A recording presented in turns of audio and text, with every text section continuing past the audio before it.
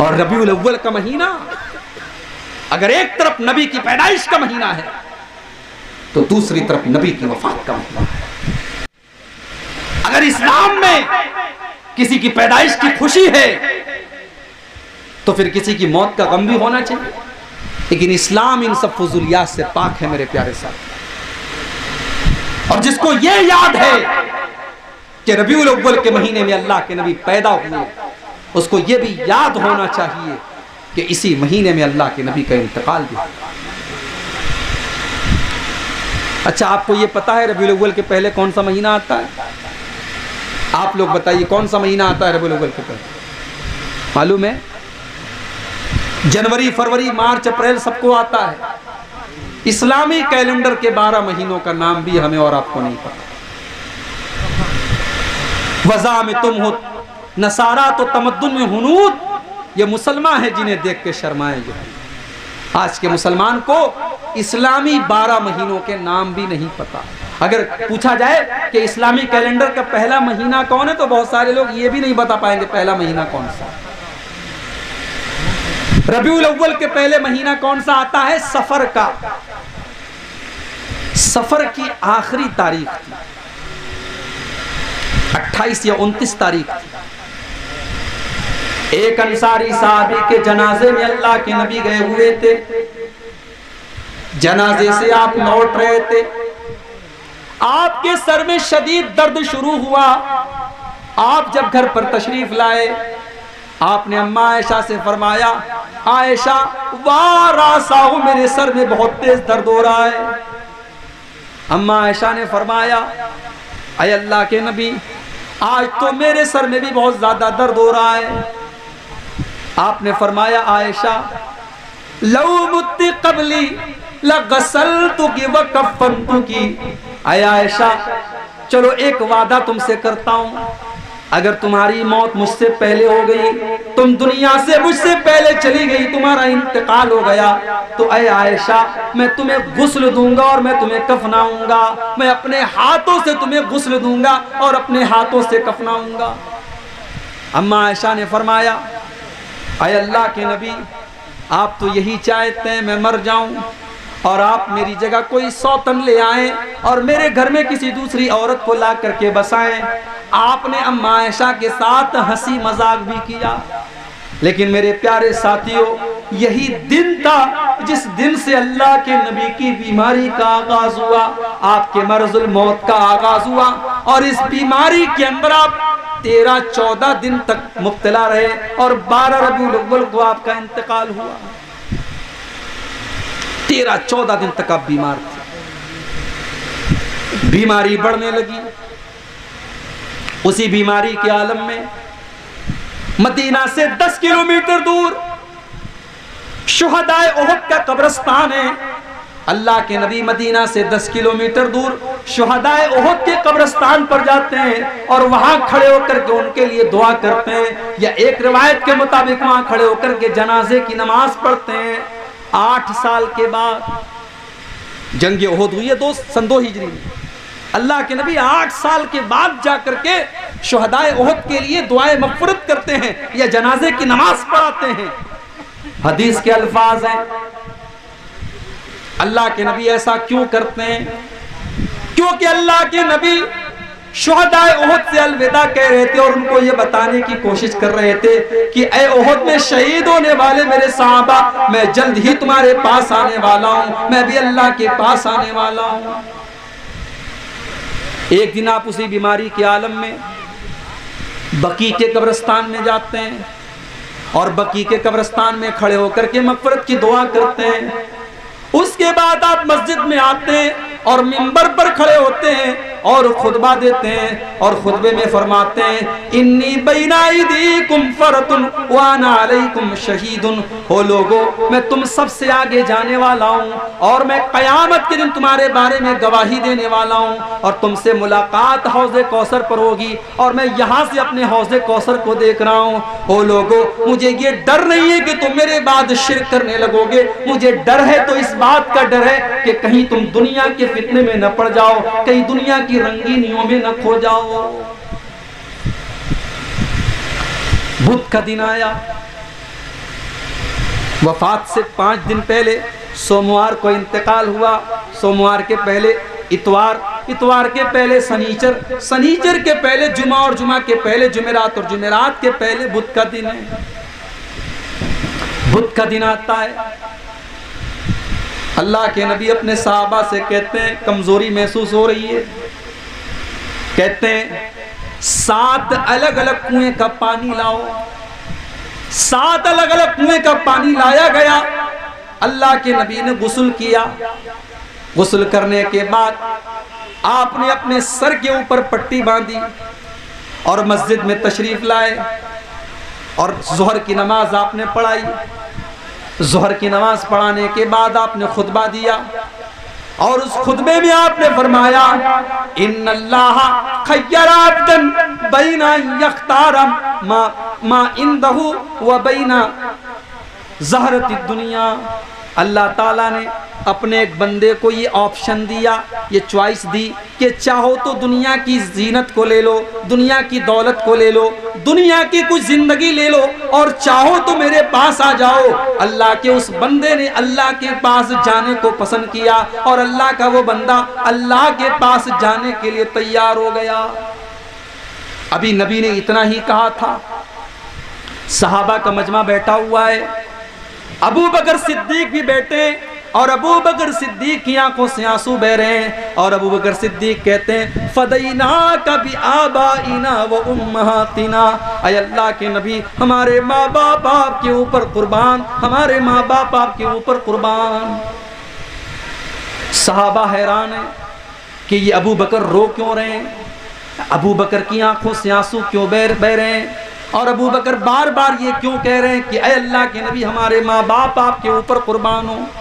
सहाबा कहते हैं हमको ये बात बाद में समझ में आई कि अल्लाह के नबी तो अपनी ही बात कर रहे थे कि अल्लाह ताला ने मुझको ये चॉइस दी है कि चाहे तो दुनिया में कुछ और दिन में जिंदगी गुजार लूं और चाहूं तो मैं अपने रब के पास चला जाऊं। और अल्लाह के नबी ने दुनिया में और रहना गवारा नहीं किया और अपने रब के पास जल्दी से जल्दी जाना गवारा कर लिया।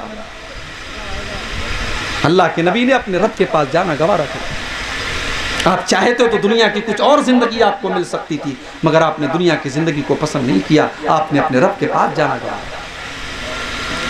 जब आपने अबू बकर सिद्दीक को रोते हुए देखा, आपने कहा अबू बकर तुम रो मत, ला तब की अबू बकर ने, अबू बकर तुम रोना नहीं, इन्न मिन अमन नासी अलैया फी सुहबतिही व मालिही अबू बकरिन, मेरे ऊपर सबसे ज्यादा अगर किसी का एहसान है, किसी ने अपने माल के जरिए और अपनी जान के जरिए सबसे ज्यादा किसी ने मेरा साथ दिया है तो अबू बकर ने दिया है। ओ लोगो अबू बकर मेरा सबसे मोहसिन है, सबसे ज्यादा इसका मेरे ऊपर एहसान है।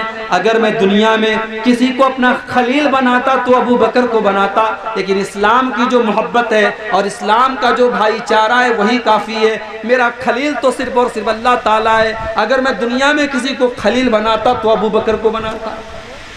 उसके बाद आपने ये भी फरमाया कि मस्जिद में जितने दरवाजे हैं सारे दरवाजों को बंद कर दिया जाए, सिर्फ अबू बकर का दरवाजा खोले रखा जाए, अबू बकर के दरवाजे को बंद न किया जाए। ये अल्लाह के नबी की आखिरी स्पीच थी, आपकी आखिरी तकरीर थी मेरे प्यारे साहब। अच्छा, अल्लाह के नबी को एहसास हो गया था कि मैं दुनिया से जाने वाला हूं। सन 10 हिजरी तक इस्लाम मुकम्मल हो चुका था। इस्लाम के सारे अहकाम पर अल्लाह के नबी अमल कर चुके थे। सिर्फ एक चीज बाकी थी, आपने हज नहीं किया था। जब अल्लाह के नबी ने हज किया तो हज के दौरान बार बार आप अपने सहाबा से कहते थे खुजू अन्नी मनासिककुम, ओ मेरे सहाबा तुम मुझसे हज के अरकान सीखते चले जाओ। लअल्ली लाल्काकुम बादा आमी हाज़ा, हो सकता है कि आइंदा साल मेरी मुलाकात तुमसे ना हो सके, हो सकता है कि आइंदा साल तुम अपने नबी को ना देख सको, इसलिए ऐ मेरे सहाबा मुझसे हज का तरीका सीखते चले जाओ। मुआज़ इब्न जबल रज़ी अल्लाह ताला अन्हु को अल्लाह के नबी यमन भेज रहे थे। मुआज़ इब्न जबल ऊंट के ऊपर सवार हैं और अल्लाह के नबी पैदल चल रहे हैं और आप मुआज़ इब्न जबल को नसीहत कर रहे हैं, उनको समझा बुझा रहे हैं। समझाते समझाते और नसीहत करते करते अल्लाह के प्यारे नबी मुआज इब्न जबल से कहते हैं, ऐ मुआज असा अल्लाह तलकानी बाद आमी, ऐ मुआज हो सकता है कि आइंदा साल जब तुम मदीना आओ तो तुम अपने नबी से मुलाकात न कर पाओ। हो सकता है कि आइंदा साल जब तुम मदीना आओ तो अपने नबी की कब्र को तुम देखो। मुआज इब्न जबल फूट फूट के रोने लगे।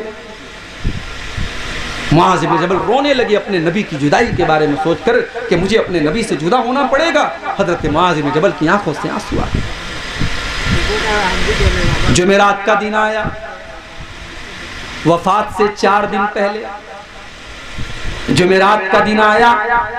अल्लाह के प्यारे नबी ने सहाबा से कहा, कागज और कलम लाओ, मैं कुछ लिख कर दे देता हूं। कागज और कलम लाओ, मैं कुछ लिख करके देता हूं ताकि कोई मेरे बाद तुम्हारे अंदर गुमराही न पैदा हो। सहाबा में इख्तिलाफ हो गया। कुछ सहाबा ने कहा, अगर अल्लाह के नबी कलम और कागज मंगवा रहे हैं तो हमें दे देना चाहिए, हो सकता है कोई इंपॉर्टेंट बात लिखनी हो। कुछ सहाबा ने कहा, नहीं, इस्लाम मुकम्मल हो चुका है, हमारे पास कुरान भी मौजूद है, अगर कोई इंपॉर्टेंट बात होती तो अब तक अल्लाह के नबी बता चुके होते, इसलिए आप बीमार हैं, आपको तकलीफ न दिया जाए और कागज कलम न लाया जाए, आपको और ज्यादा तकलीफ में न डाला जाए। जब बहुत ज्यादा इख्तिलाफ होने लगा, अल्लाह के नबी ने सहाबा से कहा, ओ लोगों यहाँ से चले जाओ। आपने सहाबा को वहां से हटा दिया। आखिरी नमाज जो अल्लाह के नबी ने पढ़ाई है, आखिरी नमाज आपने मगरिब की पढ़ाई है।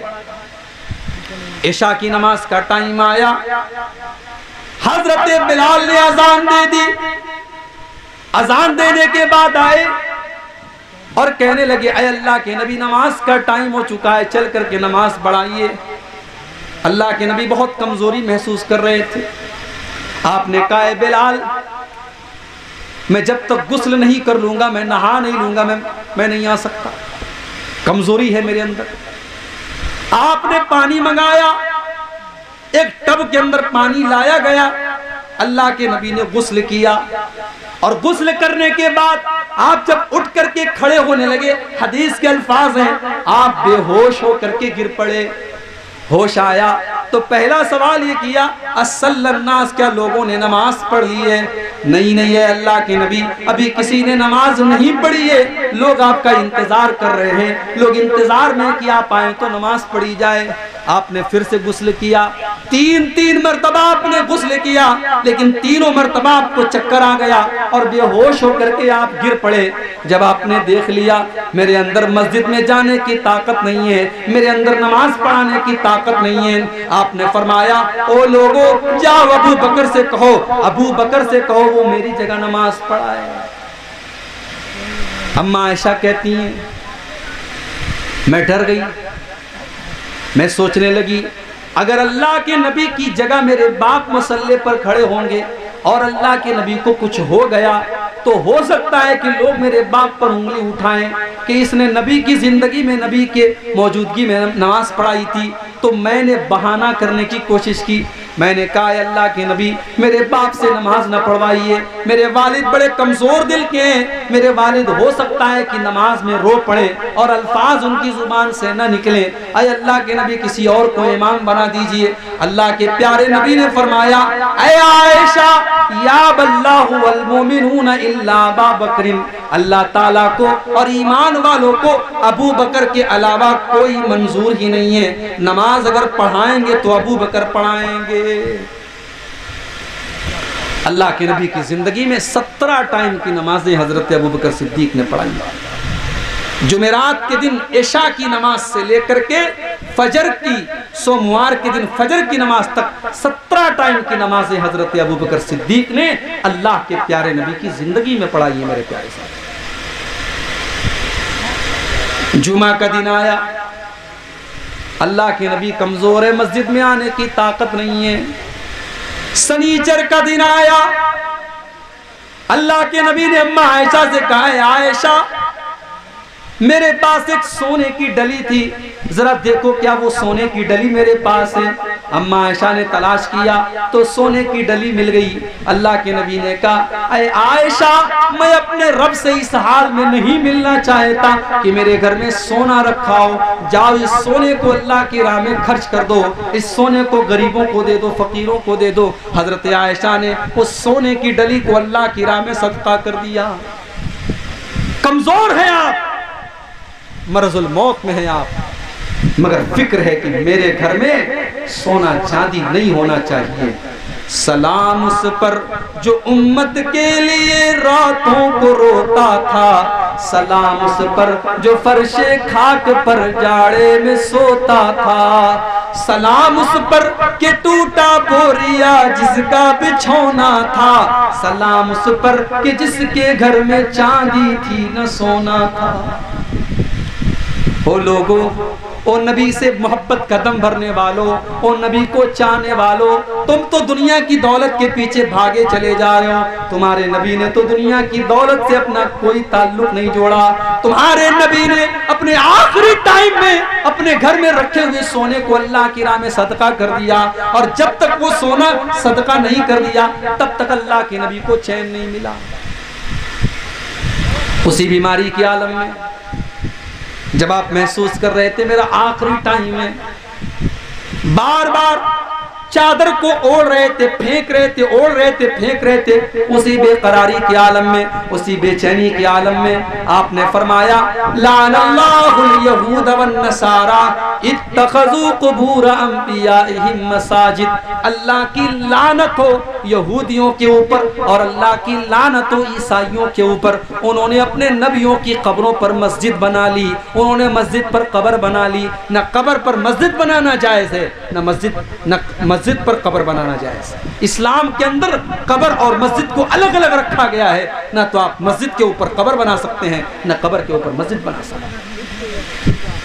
क्योंकि अल्लाह के नबी को एहसास था कि मेरा इंतकाल होने वाला है, मेरा आखिरी टाइम है, हो सकता है मेरी कब्र के ऊपर भी लोग इस तरीके का काम करने की कोशिश करें। इसलिए अल्लाह के नबी ने अपनी उम्मत को खबरदार किया कि लानत है अल्लाह की यहूद और नसारा के ऊपर, उन्होंने अपने नबियों की कब्रों को मस्जिद बना लिया। लेकिन मेरे भाइयों, ये उम्मत इतनी बदनसीब है कि अपने नबी की आखिरी वसीयत को भूल गई। और आज भारत का कोई शहर ऐसा नहीं है और भारत का कोई ऐसा स्टेट नहीं है जहां किसी अल्लाह के नेक बंदे की कब्र पर आज सजदा न हो रहा हो, वहां सर न झुकाया जा रहा हो। कितने ऐसे दरगाह और कब्र है जहां लाल काले पीले धागे बांधे जाते हैं, सर झुकाए जाते हैं, औरतें वहां जाती हैं, बेपर्दगी होती है, बेहयाई होती है, शिर्क होता है, बिदात होती है।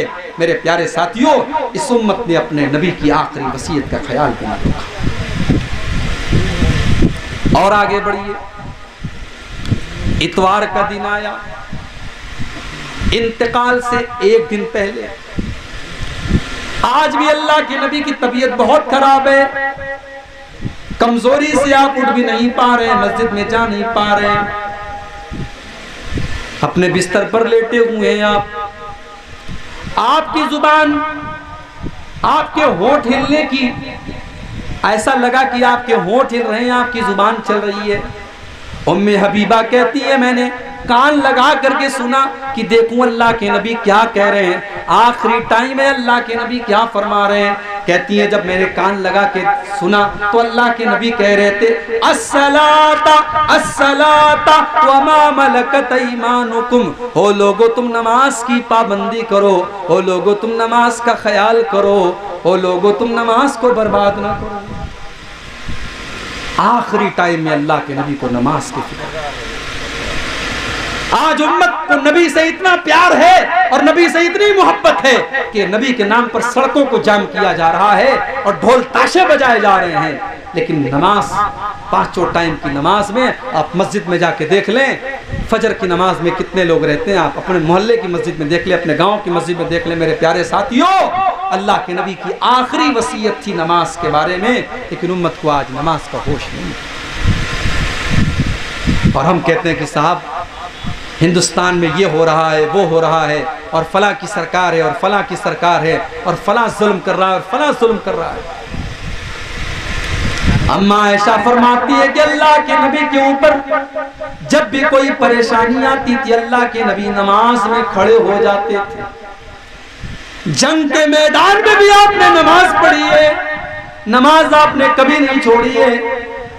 जंगे खंदक के मौके पर जब लड़ाई की वजह से असर की नमाज कज़ा हो गई और सूरज डूब गया, असर की नमाज में इतनी ताखीर हो गई कि सूरज डूब गया, तो अल्लाह के नबी ने बद्दुआ करते हुए फरमाया, मला अल्लाहु कुबूरहुम व बुयूतहुम नारा, अल्लाह ताला इन काफिरों के घरों को और इनकी कब्रों को जहन्नम की आग से भर दे। इनकी वजह से हमारी असर की नमाज कज़ा हो गई। मेरे प्यारे साथियों, अल्लाह के नबी को नमाज से इतनी मोहब्बत थी, आप कहा करते थे जो इलत कुर्रतु ऐनी फिस्सलात, ओ लोगों मेरी आंखों की ठंडक नमाज है। नबी को नमाज से इतनी मोहब्बत थी, आखिरी टाइम में नमाज की वसीयत करके जा रहे हैं, मगर उम्मत अपने नबी की इस आखिरी वसीयत को भी भूल गई।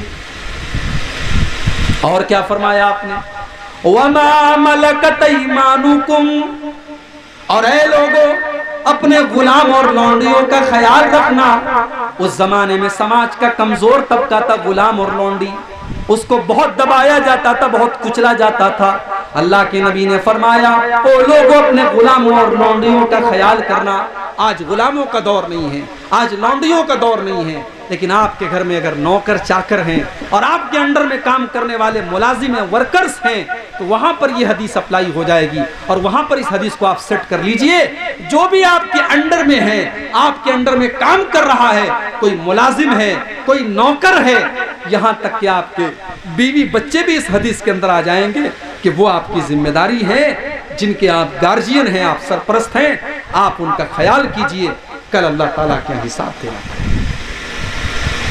आज हमारे नौजवान लड़के और लड़कियां क्या कर रहे हैं मेरे भाई, मुझे सब खबर है, सारे हालात पर मेरी नजर है। जलसा हो रहा है, तकरीर यहां हो रही है, नौजवानों की बड़ी तादाद औरतों के पिंडाल के पास क्यों खड़ी है भाई, क्यों खड़ी? दुकानें लगी हुई हैं, जवान लड़कियां वहां पे खरीदारी कर रही हैं और लड़के उनके आसपास में मंडला रहे। क्यों मंडला रहे? हम सब समझते हैं मेरे प्यारे साथी, और आपको अपने लड़के और लड़कियों पर नजर रखनी चाहिए। कयामत के दिन पूछा जाएगा आपसे कि आपको इतनी लंबी दाढ़ी थी, माथे पर सज्जे का निशान था, रातों को तहज्जुद पढ़ते थे आप, और आपकी जवान बेटी रात को 2 बजे मोबाइल पर किसी से बात कर रही थी, आप क्या कर रहे थे? माँ से पूछा जाएगा, तू तो पर्दे में निकलती थी, तू तो चेहरा ढांप करके निकलती थी, तेरी 19 साल की 18 साल की लड़की मेकअप करके सज करके सवर करके बेपर्दा निकला करती थी। तू तो 50 साल की बुढ़िया है, तू तो 60 साल की बुढ़िया है, तू तो अगर बगैर पर्दे के भी निकलेगी तो कोई बहुत बड़ा मसला नहीं है, लेकिन 18 साल की 20 साल की तेरी जवान बेटी बगैर पर्दे के निकल रही थी। मेरी प्यारी माँ बहनों, कल कयामत के दिन आपसे पूछा जाएगा, आपकी बेटी के बारे में आपसे पूछा जाएगा, आपकी बहन के बारे में आपसे पूछा जाएगा, आपकी औलाद के बारे में आपसे पूछा जाएगा। अल्लाह कुरान में कहता है, या अय्युहल्लज़ीना आमनू अनफुसकुम व अहलीकुम नारा, ऐ ईमान वालों अपने आप को और अपने घर वालों को जहन्नम की आग से बचाओ। मेरे नबी ने अपने आखिरी टाइम में वसीयत की कि अपने मातहतों का ख्याल रखो। जो तुम्हारे मातहत हैं, तुम्हारे बीवी हैं, तुम्हारे बच्चे हैं, तुम्हारे नौकर चाकर हैं, तुम उनका ख्याल करो। वो तुम्हारे गर्दन पर अल्लाह ताला की बहुत बड़ी जिम्मेदारी है, अल्लाह ताला की तरफ से, तुम उनका ख्याल करो। कयामत के दिन तुमको उनका हिसाब देना पड़ेगा। सोमवार का दिन आया, अल्लाह के नबी की जिंदगी का आखिरी दिन है, फजर की नमाज का टाइम है। हजरत अबू बकर सिद्दीक नमाज पढ़ा रहे हैं, सहाबा पीछे नमाज पढ़ रहे हैं। अल्लाह के नबी की तबीयत कुछ बेहतर महसूस हुई, आप अपने बिस्तर से उठे, आपने अपने कमरे का पर्दा हटाया, सामने सहाबा नमाज पढ़ रहे हैं और अबू बकर सिद्दीक नमाज पढ़ा रहे हैं। अल्लाह के नबी ने ये मंजर देखा, आपके चेहरे पर मुस्कुराहट आ गई, आप मुस्कुराने लगे। मेरा मिशन कामयाब है, मेरे सहाबा मेरे मिशन पर चल रहे हैं, मेरे सहाबा मेरा काम कर रहे हैं, मैं दुनिया से जा रहा हूँ, मेरे सहाबा नमाज पढ़ रहे हैं, अबू बकर नमाज पढ़ा रहे, सहाबा नमाज पढ़ रहे हैं, अल्लाह के प्यारे नबी अपने हुजरे के दरवाजे पर खड़े हैं और आपके चेहरे पर मुस्कुराहट है, आप हंस रहे हैं, मुस्कुरा रहे हैं। सहाबा ने नमाज की हालत में महसूस कर लिया, अल्लाह, मोहब्बत इसको कहते हैं, मोहब्बत इसको कहते हैं मेरे भाई। सहाबा नमाज पढ़ रहे हैं मगर नमाज की हालत में सहाबा ने महसूस कर लिया कि अल्लाह के नबी अपने दरवाजे पर खड़े हैं और मुस्कुरा रहे हैं। सहाबा कहते हैं हमें इतनी खुशी हुई, इतनी खुशी हुई, इतनी खुशी हुई, हमें डर लगा कि कहीं हमारी नमाज ना खराब हो जाए, कहीं हमारी नमाज टूट ना जाए, कहीं हम नमाजों को छोड़ न दें। अबू बकर सिद्दीक को भी एहसास हो गया कि अल्लाह के नबी अपने दरवाजे पर खड़े हैं। अबू बकर सिद्दीक पीछे हटने लगे। अल्लाह के प्यारे नबी ने इशारा किया कि अय अबू बकर, तुम नमाज को जारी रखो, तुम ही नमाज पढ़ाओ, तुम पीछे मत हटो। अबू बकर सिद्दीक ने फजर की नमाज पढ़ाई। नबी ने पर्दा हटा दिया, पर्दा वापस से गिरा दिया, और जब नबी ने पर्दा गिरा दिया, सहाबा कहते हैं ये आखिरी नजर थी जो अल्लाह के नबी ने अपने सहाबा के ऊपर डाली थी, ये आखिरी दीदार था जो अल्लाह के नबी ने अपने सहाबा का किया। जैसे जैसे चाश्त का वक्त करीब हो रहा है, जैसे जैसे सूरज ढल रहा है, अल्लाह के नबी की कमजोरी बढ़ रही है, तकलीफ बढ़ रही है। आपकी बेटी फातिमा आपसे अपने बाप को देखने आती हैं, अपने बाप को तकलीफ में देखती हैं, बड़े दर्द के साथ हजरत फातिमा कहती हैं, वाह कर बाबा, वाह कर बाबा, हाय मेरे अब्बा की तकलीफ, हाय मेरे अब्बा की तकलीफ। अल्लाह के नबी कहते हैं, ऐ फातिमा लैसा अला अबी की करबुन बादल यौम, ऐ फातिमा आज के बाद तेरे बाप के ऊपर कोई तकलीफ आने वाली नहीं है, आज की तकलीफ तेरे बाप की आखिरी तकलीफ है, आज के बाद तेरे बाप के ऊपर कोई तकलीफ नहीं आने वाली है। हजरत फातिमा कहती हैं, अल्लाह के नबी ने मुझसे कान में एक बात कही, मैं हंसने लगी, मैं रोने लगी, फिर आपने मेरे कान में कुछ कहा, मैं हंसने लगी। अम्मा आयशा ने पूछा कि ऐ फातिमा तेरे कान में क्या कहा था अल्लाह के नबी ने ऐसा कि पहले तू रोने लगी फिर हंसने लगी।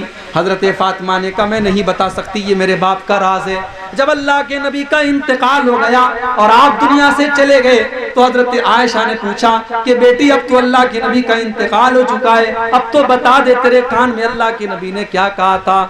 हजरत फातिमा ने कहा ऐ अम्मी जान, अल्लाह के नबी ने मेरे कान में ये कहा था कि ऐ फातिमा जिब्रील अमीन हर साल मेरे पास रमजान में आते हैं और मुझे एक मर्तबा पूरे कुरान का दौर कराते हैं, लेकिन इस साल जब रमजान का महीना आया तो जिब्रील 2 मर्तबा मेरे पास आए और 2 मर्तबा उन्होंने कुरान का दौर कराया। ऐ फातिमा मुझे ऐसा लग रहा है कि मेरी मौत का टाइम आ चुका है, मेरा आखिरी टाइम आ चुका है। ये सुन करके मैं रोने लगी।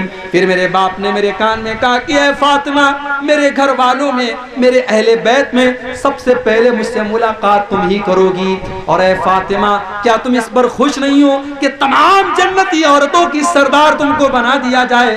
जब ये सुना तो मैं हंसने लगी, मैं खुश हो गई। मेरे प्यारे साथियों, जैसे जैसे चाश्त का टाइम करीब आ रहा है अल्लाह के नबी की कमजोरी बढ़ती चली जा रही है।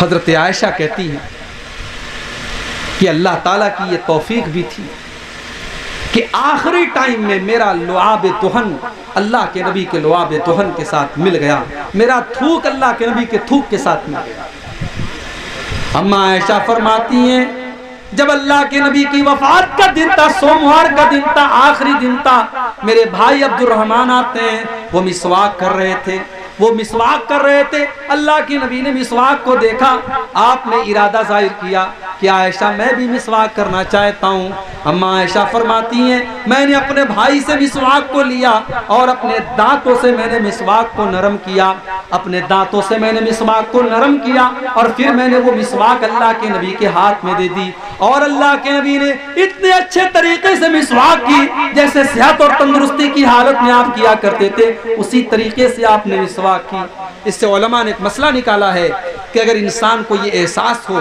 कि मेरा आखिरी टाइम है तो आखिरी टाइम मिसवाक करना चाहिए, ताकि अल्लाह के पास साफ मुंह लेकर के इंसान जाए। आखिरी टाइम में मिसवाक करना भी अल्लाह के नबी की एक सुन्नत है। मिसवाक किया आपने। अम्मा आयशा फरमाती हैं कि मेरा लुआबे दुहन अल्लाह के नबी के लुआबे दुहन के साथ मिल गया, और जब अल्लाह के नबी दुनिया से गए तो मेरी गोद में सर रखे हुए थे, मेरे पहलू पर आप सर रखे हुए थे, मेरी गोद में आप लेटे हुए थे, और उसी हालत में अल्लाह के नबी का इंतकाल हुआ था। थोड़ी देर के बाद हजरत आयशा कहती हैं अल्लाह के प्यारे नबी बेचैन हो गए। आपके बगल में एक प्याले में पानी रखा हुआ था, आप बार बार उस प्याले में हाथ डालते और अपने चेहरे पर आप पानी डालते और कहते ला इलाहा इल्लल्लाह इन्ना लिल मौति सकरात, अल्लाह के सिवा कोई माबूद नहीं है, बेशक मौत की सख्तियाँ होती हैं, बेशक मौत की सख्तियाँ होती हैं। अम्मा आयशा फरमाती हैं कि पहले मैं मौत की सख्ती को पसंद नहीं करती थी, पहले मैं मौत की सख्ती को बुरा समझती थी, लेकिन जब मैंने अपने नबी के ऊपर मौत की सख्तियों को देखा, मैं समझ गई कि मौत की सख्ती तो किसी के ऊपर भी आ सकती है। मैं उसके बाद कभी भी मैं मौत की सख्ती को नापसंद नहीं करती थी। अल्लाह के प्यारे नबी ने भी मौत की सख्ती को महसूस किया। मेरे प्यारे साथी, अब बार बार अपने चेहरे पर पानी डाल रहे थे और कह रहे थे ला इलाहा इल्लल्लाह इन्ना लिल मौति सकरात, बेशक मौत की सख्तियां होती हैं। फिर आपने आसमान की तरफ अपने दोनों हाथ उठाए और आपने फरमाया मअल्लज़ीना अनअमता अलैहिम मिनन नबिय्यीन वस्सिद्दीक़ीन वश्शुहदाई वस्सालिहीन, ऐ अल्लाह तू मुझे उन लोगों के साथ शामिल फरमा दे जिन पर तूने इनाम किया है, तू मुझे अपने नबियों के साथ शामिल कर दे, अपने सिद्दीकीन बंदों के साथ शामिल कर दे, अपने शुहदा के साथ शामिल कर दे, अपने सालिहीन के साथ तू मुझे शामिल कर दे। इतना कहा अल्लाह के नबी ने, और उसके बाद आपकी जुबान पर ये अल्फाज थे अल्लाहुम्मा अलहिकनी बिर्रफीकिल आला, अल्लाहुम्मा अलहिकनी बिर्रफीकिल आला, अल्लाहुम्मा अलहिकनी बिर्रफीकिल आला, ऐ अल्लाह तू मुझे अपने रफीक आला के पास बुला ले, ऐ अल्लाह तू अपने नेक बंदों के साथ मुझे शामिल फरमा दे। ये कहते हुए अल्लाह के नबी के हाथ धीरे धीरे नीचे आते चले गए और आपके बदन से आपकी रूह निकल गई। इन्ना लिल्लाहि व इन्ना इलैहि राजिऊन। ये सोमवार का दिन था, ये 12 रबीउल अव्वल की तारीख थी। मेरे उम्मत की तारीख में इससे ज्यादा गम का कोई दिन नहीं था, इससे ज्यादा अफसोस का कोई दिन नहीं। हजरत फातिमा अपने बाप की मौत का ये मंजर अपनी आंखों से देख रही है और कहती है या अबता मन जन्नतुल फिरदौसी मावा अजाब रब्बन दा इला जिब्रील नना। ऐ मेरे अब्बा जान, आपने अपने रब की दावत को कबूल कर लिया, आप अपने रब के पास चले गए, आपका ठिकाना तो जन्नतुल फिरदौस है, और हम जिब्रील अमीन को आपकी मौत की खबर दे रहे हैं। हम जिब्रील को बता रहे हैं कि ऐ जिब्रील अब तुम्हारा दुनिया में आना बंद हो गया, अब तुम किसके पास आओगे, अब तो अल्लाह के नबी दुनिया से जा चुके हैं। ऐ जिब्रील हम तुमको अल्लाह के नबी की मौत की खबर दे रहे हैं। अल्लाह के नबी की वफात की खबर सहाबा के लिए बर्दाश्त के बाहर थी। मेरे प्यारे साथी, सहाबा के लिए बर्दाश्त के बाहर थी। हजरत अनस कहते हैं जिस दिन अल्लाह के प्यारे नबी मदीना आए अज़ा मिन्हा कुल्लु शै, मदीना की हर चीज रोशन हो गई। और जिस दिन अल्लाह के नबी दुनिया से तशरीफ ले गए, आपका इंतकाल हुआ, उस दिन मदीना की हर चीज अंधेरी हो गई, हर चीज तारीक हो गई, हर चीज काली पड़ गई।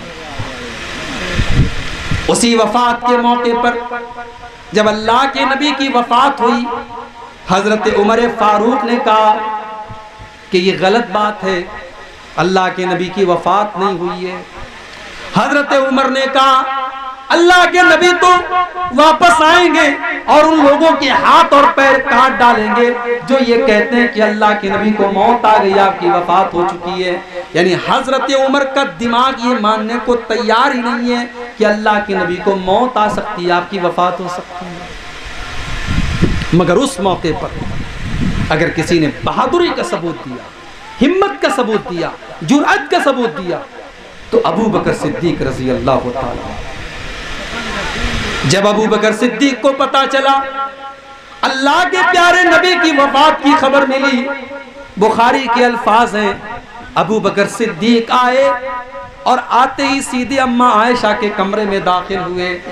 अल्लाह के नबी की वफात हो चुकी है, आपकी डेड बॉडी मौजूद है, आपके बिस्तर पर आपको लिटाया गया है। हजरत अबू बकर ने अल्लाह के नबी की पेशानी को चूमा, आपके माथे को चूमा और रोते हुए कहा, बेअबी अंत व उम्मी, मेरे माँ बाप आपके ऊपर कुर्बान हो जाएं, लयजमा अल्लाहु अलैका मौततैनि अबदा। आए अल्लाह के नबी, अल्लाह ताला आपको दो मौत नहीं देगा, एक मौत सबको आती है, वो आपको आ चुकी है, अब दूसरी कोई मौत आपको आने वाली नहीं है। उसके बाद हजरत अबू बकर सिद्दीक मस्जिद में आए। मस्जिद में सहाबा का मजमा लगा हुआ, उमर फारूक बड़े गुस्से में खड़े हैं। हजरत अबू बकर सिद्दीक ने कहा बैठ जाओ, लेकिन हजरत उमर बैठने के लिए भी तैयार नहीं। उसके बाद हजरत अबू बकर सिद्दीक मिंबर के करीब आते हैं और खुतबा देते हैं और अल्लाह की हम्दो सना बयान करने के बाद सूरह आले इमरान की आयत नंबर 144 की तिलावत करते हैं। वमा मुहम्मदुन इल्ला रसूल कद खलत मिन क़ब्लिहि रुसुल। अरे मोहम्मद तो एक रसूल है, आपसे पहले भी दुनिया में रसूल आए हैं। अफ़इन माता औ कुतिला, अगर आपको मौत आ जाए या आप कत्ल कर दिए जाएं, इन क़लबतुम अला आक़ाबिकुम, तो क्या तुम अपनी एड़ियों के बल पलट जाओगे। वमन यनक़लिब अला अक़ीबै, और जो अपनी एड़ियों के बल पलट जाए, फ़लन यज़ुर्रल्लाह शैया, वो अल्लाह का कुछ भी नहीं बिगाड़ सकता। जब ये आयत पढ़ी हजरत अबू बकर सिद्दीक ने, सहाबा कहते हैं ये आयत तो पहले से कुरान में मौजूद थी और पहले भी हम इस आयत को पढ़ते थे, मगर आज ऐसा लगा जैसे ये आयत आज ही नाजिल हुई है और पहली मर्तबा हम अबू बकर सिद्दीक के मुंह से इस आयत को सुना। उसके बाद हजरत अबू बकर सिद्दीक ने बड़ी तारीखी बात कही थी, वो बात सोने के हुरूफ से लिखे जाने के काबिल है। हजरत अबू बकर ने कहा था, मन काना याबुदु मिनकुम मुहम्मदन फइन्ना मुहम्मदन कद मात।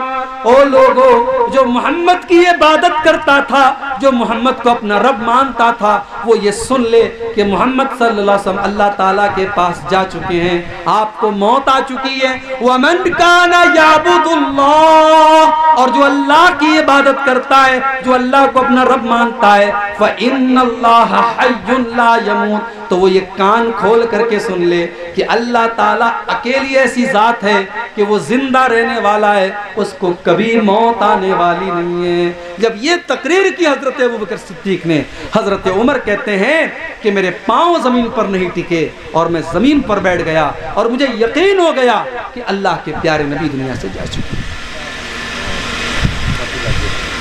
सोमवार के दिन आपका इंतकाल और बुध के दिन आपको दफन किया गया। आपको जब गुस्ल दिया जाने लगा, हजरत अली भी थे गुस्ल देने वालों में, उसामा बिन ज़ैद भी थे गुस्ल देने वालों में, आपके अहले बैत और आपके घर के ही लोग आपको गुस्ल दे रहे थे। लेकिन सहाबा कंफ्यूज थे कि आपको कैसे गुस्ल दें, आपके बदन से कपड़ा उतारे तो कैसे उतारे। आसमान से आवाज़ आई कि अपने नबी के बदन से कपड़े मत उतारो, उसी हालत में आपके ऊपर पानी डालो। चुनांचे कपड़ों समेत आपको गुस्ल दिया गया और 3 सूती चादरों में आपको कफनाया गया। आपकी जनाजे की नमाज किसी ने जमात बना करके नहीं पढ़ी, किसी ने इमाम के पीछे नहीं पढ़ी, एक एक करके लोग आते चले गए और नमाज पढ़ के जाते चले गए। पहले मर्दों ने नमाज पढ़ी, उसके बाद औरतों ने नमाज पढ़ी, उसके बाद बच्चों ने नमाज पढ़ी। आपकी जनाजे की नमाज जमात के साथ नहीं पढ़ी गई। आपके दफन करने का जब मसला आया, उसमें भी इख्तिलाफ हुआ कि कहाँ आपको दफन किया जाए। हजरत आयशा ने अल्लाह के नबी की हदीस पढ़ के सुना दी कि नबी का जहाँ इंतकाल होता है नबी को वहीं दफनाया जाता है। चुनांचे अल्लाह के नबी की कब्र आपके उसी हुजरे में बनाई गई और आपके हुजरे में आपको दफन किया गया। हो लोगों, नबी की पैदाइश का जश्न मनाने वालों, नबी की वफात का तस्करा भी कभी याद कर लिया करो। इसी रबीउल अव्वल के महीने की 12 तारीख को अल्लाह के नबी की वफात का ये दर्दनाक वाक़या भी पेश आया। मेरे प्यारे साथियों, नबी की वफात में भी हमारे लिए इबरत के बहुत सारे पहलू हैं। आज मोहब्बत रसूल इस लफ्ज़ को हमने बदनाम कर दिया। मोहब्बत तो बड़ा पाकीज़ा लफ्ज़ है मेरे भाई। मोहब्बत के लफ्ज़ की कदर करो, नबी से सच्ची मोहब्बत करो, और जिसको नबी से सच्ची मोहब्बत होगी वो नबी की सुन्नतों से मोहब्बत करेगा, नबी के तरीके से मोहब्बत करेगा। वो दीन में नया काम नहीं निकालेगा, वो बिदअत नहीं निकालेगा। याद करो अल्लाह के नबी का वो खुतबा, बहुत मशहूर हदीस है, आपने कई बार सुनी होगी। इरबाज इब्न सारिया कहते हैं अल्लाह के प्यारे नबी ने खुतबा दिया और ऐसा खुतबा दिया कि आंखों से आंसू बह पड़े और दिल गमगीन हो गए। और खुतबा देने के बाद सहाबा ने अल्लाह के नबी से कहा कि ऐ अल्लाह के नबी, आपने तो आज ऐसा खुतबा दिया है, ऐसा लग रहा है कि ये अलविदाई खुतबा है, ये आखिरी खुतबा है। ऐ अल्लाह के नबी, इस मौके पर आप कुछ नसीहत कर दीजिए। अल्लाह के नबी ने फरमाया, ओ लोगो उसीकुम बितक़वल्लाह, मैं तुमको अल्लाह ताला से डरने की वसीयत करता हूँ। हर हाल में अल्लाह से डरते रहना। वस्समी वत्ताअत, और अपने अमीर की इताअत करना, अपने अमीर की बात मानना। कोई हबशी गुलाम भी तुम्हारा अमीर बना दिया जाए, तुम अपने अमीर की इताअत करना। व इन्नहु मन यइश मिनकुम बादी फसयरा इख्तिलाफन कसीरा, और जो मेरे बाद जिंदा रहेगा वो बहुत इख्तिलाफ देखेगा। आज इख्तिलाफ मौजूद है मेरे प्यारे साथियों। कोई जुलूस निकालता है, कोई नहीं निकालता है, कोई नारा लगाता है, कोई नहीं लगाता है। नबी ने फरमाया था मेरे बाद बहुत इख्तिलाफ देखोगे। इख्तिलाफ होगा, लेकिन इख्तिलाफ के टाइम करना क्या है, नबी ने करने का काम बताया। आपने फरमाया इन्नहु मन यइश मिनकुम बादी फसयरा इख्तिलाफन कसीरा, जो मेरे बाद जिंदा रहेगा वो बहुत इख्तिलाफ देखेगा। फअलैकुम बिसुन्नती व सुन्नतिल खुलफाइर राशिदीन अल महदीयीन, तो जब इख्तिलाफ आ जाए तो तुम मेरे तरीके पर चलना और मेरे खुलफाए राशिदीन के तरीके पर चलना, मेरे सहाबा के तरीके पर चलना। तमस्सकू बिहा व अद्दू अलैहा बिन नवाजिज, और मेरे तरीके को मजबूती से पकड़ लेना और अपने दाढ़ के दांतों से थाम लेना, यानी कभी मत छोड़ना। मेरे प्यारे साथियों, ये बिदअतों का ज़माना है, खुराफात का ज़माना है। नबी से मोहब्बत के नाम पर बहुत कुछ हो रहा है। मैं नबी की यही हदीस आपको याद दिला रहा हूँ कि नबी के तरीके को थाम लीजिए, नबी की सुन्नत को थाम लीजिए। जो नबी का सच्चा चाहने वाला है, मैंने खुतबे में वो आयत पढ़ी थी, वमा आताकुमुर रसूल फखुज़ूहु वमा नहाकुम अन्हु फंतहू, रसूल तुमको जो दे दे ले लो और रसूल जिससे मना कर दे उससे रुक जाओ। नबी ने 2 ईद दी है, नबी की शरीयत में कोई तीसरी ईद नहीं है, लिहाजा 2 ईद को काफी समझो। नबी से मोहब्बत है तो नबी पर दरूद पढ़ो, नबी पर सलाम पढ़ो, नबी की सुन्नत पर अमल करो, नबी के तरीके पर चलो, लेकिन इस्लाम को बदलने की कोशिश मत करो, शरीयत को बदलने की कोशिश मत करो। मेरे प्यारे साथियों, आज की तकरीर का मेरा यही पैगाम है कि हम नबी से सही और सच्ची मोहब्बत करें, और यही तड़प और यही जज्बा मैं चाहता हूँ कि हम सब अपने दिलों में पैदा करें। अल्लाह से हम दुआ करते हैं रब्बुल आलमीन अपने नबी से सच्ची मोहब्बत की हम सबको तौफीक अता फरमा।